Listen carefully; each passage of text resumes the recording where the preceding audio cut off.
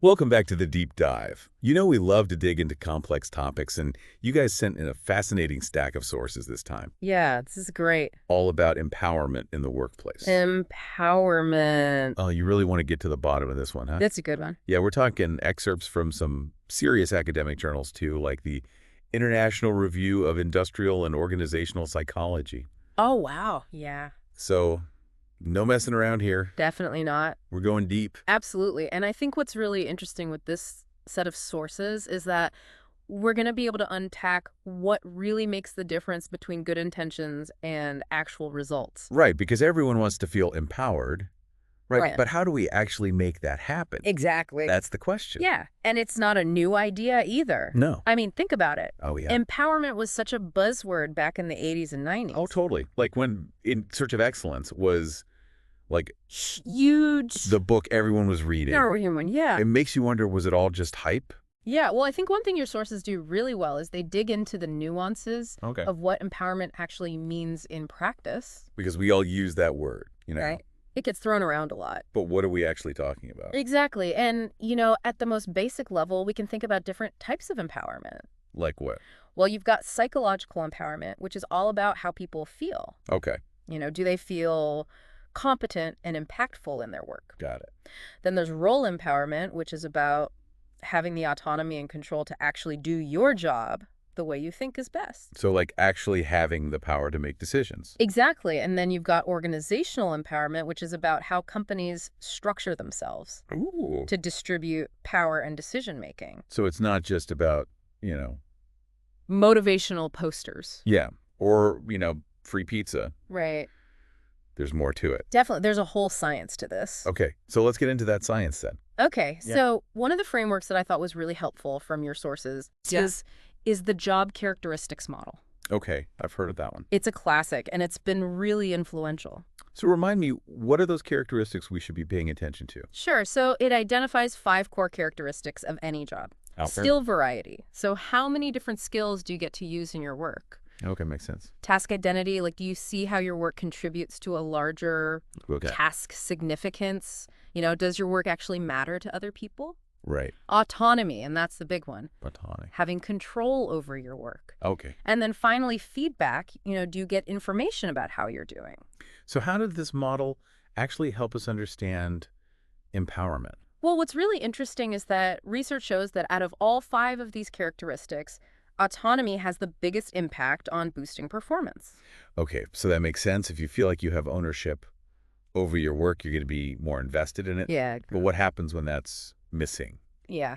What are the implications when people don't feel that sense of autonomy? Well, that's where this idea of embedded empowerment comes in. Embedded empowerment. And this is especially relevant to human resource management systems. Okay, so like HR policies and practices. Exactly. So basically what this concept suggests is that for empowerment to be truly effective, it can't just be like a surface level thing. Cool. The entire HRM system needs to be aligned with the principles of empowerment. So it's not enough for a company to just like put out a statement saying, we empower our employees. Right. If their actions and their policies don't back that up. Exactly. It can't just be lip service. Got it.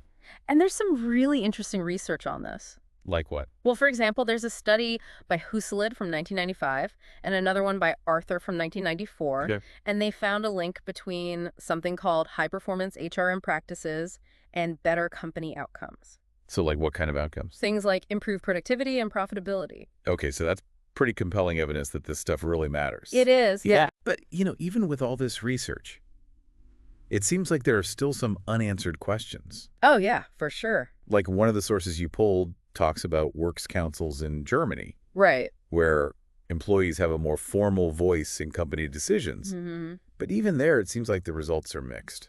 Yeah, it's really interesting. So what's going on there? Well, some studies suggest that works councils lead to better productivity, Okay. while others find that they can actually hurt performance.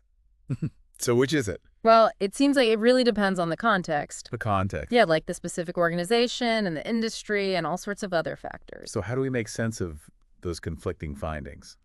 Well, your sources highlight a few key things to consider. Okay. For one thing, company size seems to matter. Interesting. And then there's the presence of unions. Mm-hmm. And maybe even more importantly, the other types of empowerment practices that are already in place within the company. So, like, it's not just about adding one specific thing. Right, it's about the whole picture.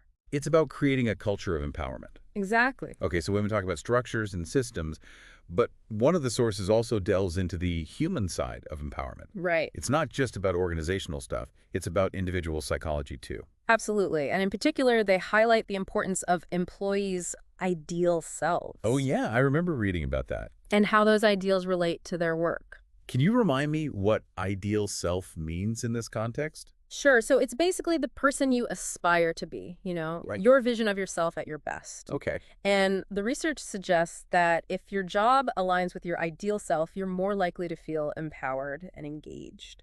So, like, if your work allows you to express your values and use your strengths, Exactly. You'll be more likely to thrive. but what happens when there's a disconnect? Yeah. When your job doesn't align with your values or doesn't let you use your strengths? Unfortunately, that can lead to disengagement and lower performance. People might feel like their work is meaningless or that their talents are being wasted. Exactly. And that's where the role of supervisors becomes so important. Yeah, it seems like they have a huge impact on whether employees feel empowered or not. Absolutely. So tell me more about that. What can supervisors do to create a more empowering work environment? Well, that's a great question, and it's something we'll dig into even further in the next part of our deep dive. But for now, I'll just say this. Your sources really highlight the importance of supervisors in fostering a sense of psychological safety. Oh, yeah, that makes sense. It seems that when employees feel supported and trusted, Mm-hmm. they're much more likely to take risks and be innovative. And to speak up, Exactly. that they have concerns. Yeah, to really feel empowered to do their best work. It makes me think about those times when I've had a boss who was like a total micromanager. Ah, Talk about feeling stifled. yeah, it's tough. It's hard to feel empowered when you feel like someone's always looking over your shoulder. Right, you're constantly being second-guessed or your decisions are being questioned. Yeah, exactly. And I think that really highlights the importance of trust in fostering empowerment. Okay, so how do we build that trust? Well, it starts with the supervisor demonstrating that they believe in their employees' abilities. So giving them the benefit of the doubt. Exactly, and not assuming the worst. Right. And being willing to let go of some control. Because if you have a manager who's really controlling, it's going to be hard for people to feel empowered. Definitely. And I think it also comes down to creating a culture of open communication Communication. where people feel comfortable sharing their ideas and asking questions. So it's not just about delegating tasks. Right. It's about creating an environment where people feel safe to speak up. That's psychological safety we keep talking It's about. so important. And that includes feedback too, right? Oh, absolutely. Feedback is crucial. Because if you're not getting any feedback, Yeah. how do you know if you're doing a good job? Right. And how do you know how to improve? And it can't just be like once a year at your performance review. No, it needs to be ongoing, Ongoing. regular, and constructive. Okay, so how do we make sure that feedback is actually helpful and not just critical? Well, I think framing is really important. Right. So the feedback should always be focused on behavior, not personality. So like, you did this, not you are this.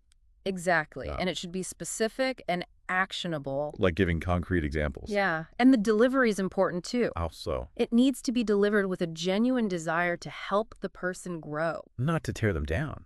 Right. It's about helping them develop. Exactly. And I think timing is important too. Timing. Don't wait months to bring something up. Right. Address it as soon as possible. Yeah. But also remember that feedback isn't just about identifying areas for improvement. Right. It's also about recognizing and celebrating successes. Oh, that's so important. Yeah. Positive reinforcement is really powerful. It's like they say, catch people doing things right. Exactly. Love that. So we've talked about psychological safety and feedback, but there's another important piece of the puzzle when it comes to empowerment. What's that? Opportunities for growth and development. Oh, yeah, that makes sense. Because if you feel like you're stuck in a rut, it's going to be hard to feel empowered. So what are some ways that companies can provide those opportunities? Well, it could be formal training programs Yeah. or mentorship opportunities, Hmm. or even just encouraging employees to take on new challenges. So like giving them a chance to stretch outside their comfort zone Exactly. It's about showing them that you believe in their potential and investing in their growth. and recognizing that everyone's Hmm. different. People have different needs and aspirations. So you can't just have one size fits all approach. No, it's about having those individual conversations and figuring out what each person needs. To create those tailored development plans. You got it. Okay, so we've talked about what supervisors can do to empower their teams, But what about those situations where you're doing everything right? You're focusing on your development, you're building relationships, you're seeking feedback, Mhm. but you're still feeling stuck, Yeah, like you're hitting a wall. I've been there. What then? Well, I think it's important to remember that you're not powerless. Even if you're not in a leadership position, Right. there are still things you can do. Absolutely. One strategy is to focus on building relationships with people who do have influence. So like networking Yeah, get to know them, understand their and priorities. look for ways to align your goals with theirs. Exactly. It's about being strategic. But what if you're facing resistance? Yeah, what if you're trying to advocate for change, but you're hitting roadblocks? That could be really discouraging. It can, and that's where your sources really emphasize the importance of data and evidence. Well, that's interesting. So if you want to influence You decision-making need to be able to back up your argument, with facts and figures. not just your opinion. So Right. do your research Yeah, gather the data that supports your case. and then present it in a clear and compelling way. And don't just complain or make emotional appeals. We'd be persuasive. And data-driven. Okay, so we've got the data, but is that enough? Well, it's a good start, but it's often not enough to move people to action. What else do we need? We need to connect with them on an emotional level. Emotional level. Yeah, help them understand why this issue matters. And why they should care. Exactly, and that's where storytelling comes in. Storytelling. You need to be able to craft a narrative that resonates with your audience. So find those personal stories, those real-world examples that bring the data to life. Exactly, make it relatable. So even if you don't get the outcome you're hoping for right away, don't give up. Keep at it. Persistence is key, Keep raising the issue, keep gathering evidence, keep refining your message. because over time, you can make a difference. You really can. This is so inspiring. It sounds like even in the most challenging work environments, there are still ways to find your voice. And create positive change. But I'm curious about the flip side of this. Yeah. What about those of us who are in leadership positions? Yeah.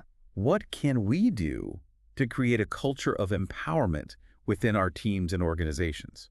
That's a great question, and it's something we'll delve into in our next segment, where we'll talk about the specific actions that leaders can take to create a more empowering work environment. Stay tuned. So we've talked about, what individuals can do to feel more empowered at work, even in situations that aren't ideal. Right.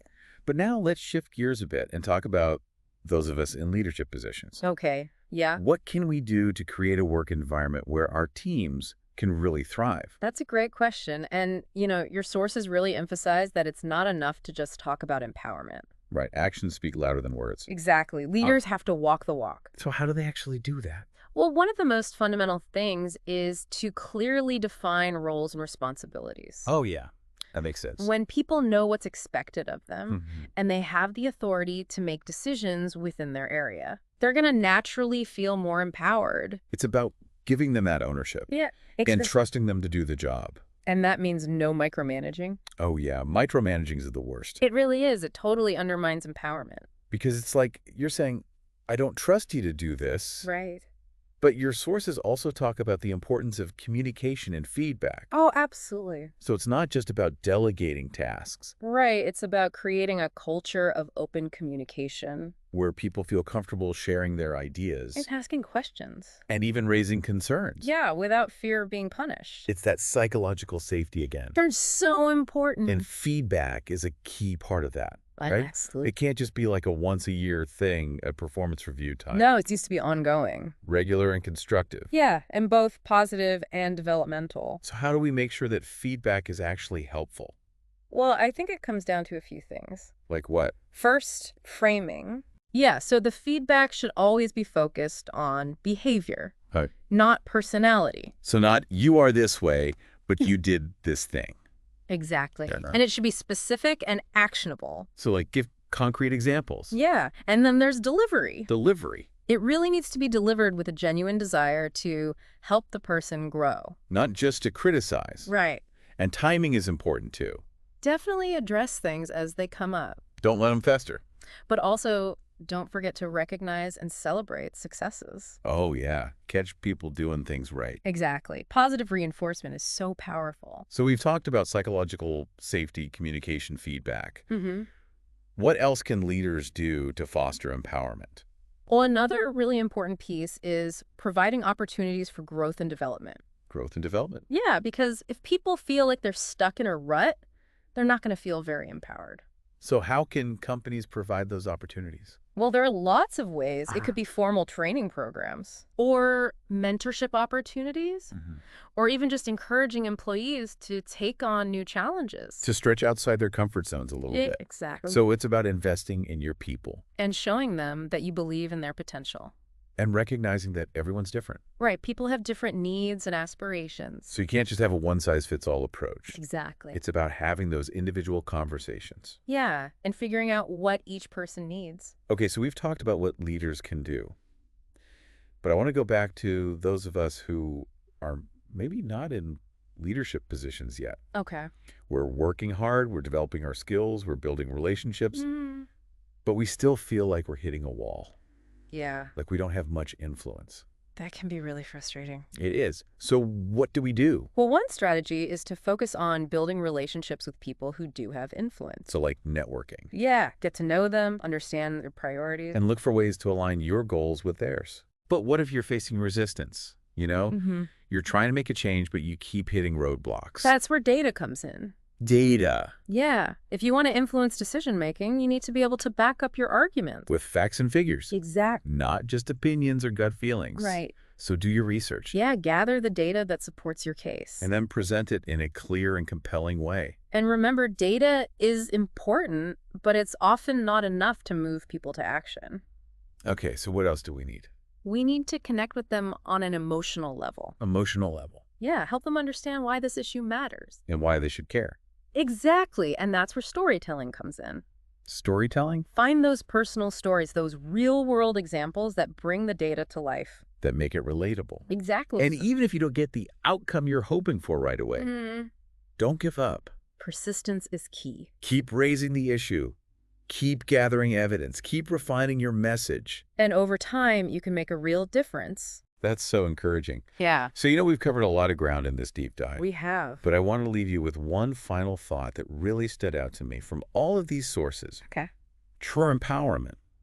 It's about more than just giving people control over their work. Right. It's about connecting them to a larger purpose. Exactly. So it's not just about the what, it's about the why. The why is so important. When people feel like their work is meaningful, that they're contributing to something bigger than themselves, Yes. it makes all the difference. It really does. So as you continue your own deep dive into empowerment, think about how you can connect more deeply to the purpose of your work. And if you're a leader, Mm-hmm. think about how you can create that sense of meaning and purpose for your whole team. Such great food for thought. Yeah.